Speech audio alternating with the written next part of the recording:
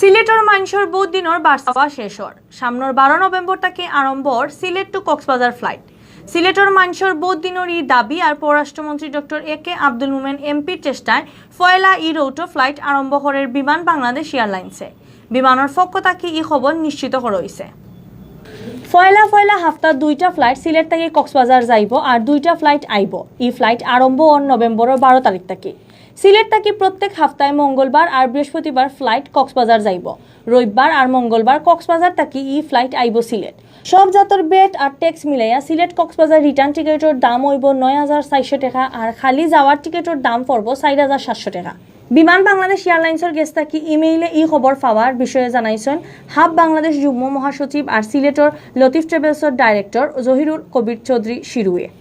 সিলেটর মানুষের বহুত দিনেরই দাবি পূরণ করায় পররাষ্ট্রমন্ত্রী ডক্টর একে আব্দুল মোমেন আর বিমান প্রতিমন্ত্রী অ্যাডভোকেট মাহবুব আলীর ধন্যবাদ জানাইছেন